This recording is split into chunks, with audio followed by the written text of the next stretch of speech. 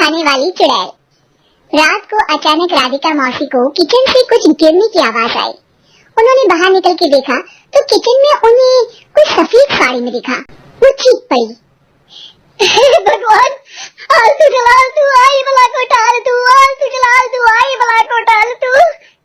राधिका मौसी को चीखते सुनकर श्रवण बाहर आता है भागते हुए। अरे माँ, क्या हुआ? क्या देख लिया? दादी माँ आ गई क्या सपने में? अरे बेटा, रसोड़े में देख तो कौन है? श्रवण रसोड़े में झांक कर देखता है और उसे कोई नहीं दिखता अंदर। अब रसोड़े में तो कोई नहीं है माँ। कोई सफेद साड़ी में नहीं है क्या? नहीं माँ, कोई भी नहीं है। चिल्लम चिल्ली की आवाज सुनकर काजल भी वहाँ आ जाती है। अब क्या हो गया माँ जी? अरे बेटा, रसोड़े में एक चुड़ैल थी सफेद साड़ी में। अरे क्या कर रही थी वो अंदर? अरे बताया नहीं, कल आएगी ना तो पूछ लूंगी। चुड़ैल जी, आपका क्या प्लान है? माँ जी, रात बहुत हो गई है, आपने कोई बुरा सपना देखा होगा, चलिए सो जाइए। राधिका मौसी सोने तो चली जाती है पर उनको रात भर नींद ही नहीं आती। वो कुछ भी उलझुल बातें सोचने लगती है। कहीं चुड़ैल की वजह से तो घर में टेंशन नहीं हो रहा, कहीं उसी की वजह से तो वो दादी नहीं बन पा रही। सुबह जब राधिका मौसी रसोड़े में छानबीन करती है तो पाती है कि नींबू का अचार गायब है। चुड़ैल नींबू का अचार ले गई, मुझे तो ठीक नहीं लग रहा कुछ। चुड़ैल को भी पता है कि जिंदगी का असली मजा तो खट्टे में ही है। राधिका मौसी झट से श्रवण को फोन कर देती है। बेटा, मुझे समस्या समझ में आ गई है, हमें एक तांत्रिक की जरूरत है। अरे क्या बोल रही हो माँ, तांत्रिक की क्या जरूरत है? आप पूजा पाठ तो कर ही रही हो ना। आलतू जलालतू मंत्र सारे फालतू जैसे कुछ मंत्र पढ़ो, चली जाएगी अपने आप चुड़ैल। अरे नहीं बेटा, कभी चुड़ैल को कम नहीं समझते। अरे तुझे पता भी नहीं चलेगा कि कभी वो छल करके काजल की जगह घर की बहू खुद बन जाएगी। क्या माँ, कुछ भी बोल रही हो? कहाँ काजल और कहाँ चुड़ैल? वैसे एक बात बताओ, काजल को अगर गाने के लिए बोल देना तो चुड़ैल काजल की आवाज सुनकर घर तो क्या, धरती लोग छोड़कर चली जाएगी। तुम ना पढ़े लिखे बच्चे हर चीज को मजाक समझते हो। तुम रहने दो, मैं खुद ही तांत्रिक को बुला लेती हूँ। अच्छा सुन, शाम को इमली लेके आना। क्या है कि चटनी खाए बहुत दिन हो गए है ना? नहीं माँ, इमली तांत्रिक से ही मंगवा लो ना, आटा वगैरह भी उसी से पिसवा लेना। देखो मुझे काम करना है। श्रवण रात को कई तरह की सब्जियों के साथ माँ के कहने पे चटनी के लिए इमली भी ले आया था, लेकिन राधिका मौसी के दिमाग में अलग ही फिल्म चल रही थी।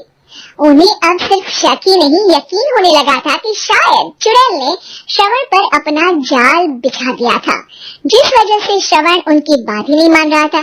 पर कोई नहीं, आने वाली रात में राधिका मौसी खुद तैयार हो गई चुड़ैल को पकड़ने के लिए।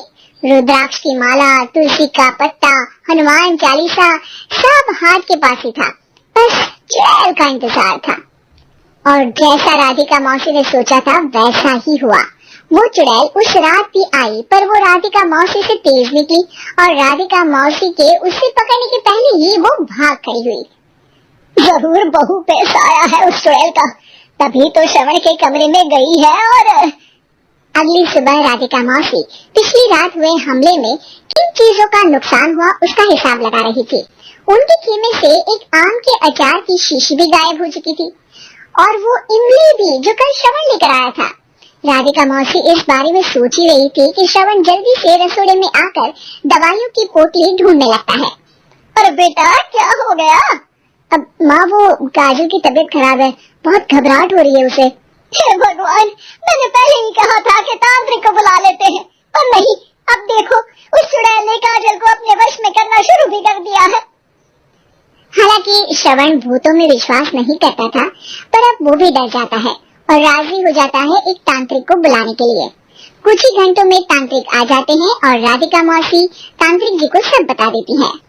घर संकट, घर घर संकट, चुड़ैल को मारू जोर ठाकर, ओम भट स्वाहा खटखाटे आहा। ये क्या मंत्र है? मेरे खुद का ओरिजिनल मंत्र है, कल रात को ही लिखे है, अच्छे लगे तो दाद चाहूंगा। एक और मंत्र सुनो, और क्या है, आप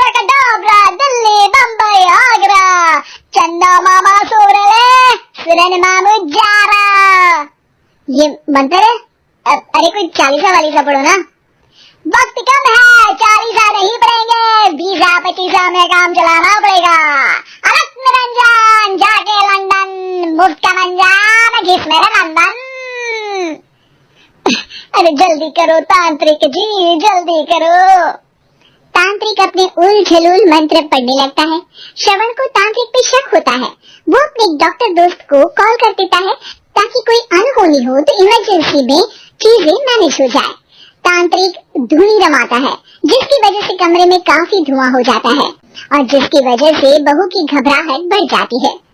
अब भागेगी चुड़ैल। हाँ। बहू खांसते हुए धुएं से बचने के लिए बाहर चली जाती है। अरे भाग रही है, भाग रही है। पीछे पीछे श्रवण भी जाता है। बहू एक सोफे पर बैठ जाती है। तभी डॉक्टर दोस्त आ जाते हैं और श्रवण को पानी लाने के लिए कहते हैं। थोड़ी चेकअप के बाद डॉक्टर कहते हैं, मेरे हिसाब से जाप का काम पूरा हो गया है। क्या मतलब? अरे कुछ भी नहीं माँ, कोई चुड़ैल नहीं है, खुशखबरी है, अब दादी बनने वाली है। मगर वो सब अचार के डब्बे। श्रवण दोनों अचार के डब्बे अपनी माँ को दिखाता है जो कि उनके बिस्तर के नीचे छुपे हुए थे। हाँ, आपने सही बोला था माँ, वो चुड़ैल काजल ही थी जो खट्टा खा रही थी। हमें कल ही पता चला, पर हमने आपको ये तांत्रिक वाला काम करने दिया ताकि आपको भरोसा हो जाए कि भूत वगैरह कुछ होता ही नहीं। अच्छा अच्छा, ये तो बड़ी खुशी की बात है, पर बेटा मुझे एक झाड़ू तो ला दे। क्यों माँ? ये तांत्रिक का भूत उतारती हूँ मैं।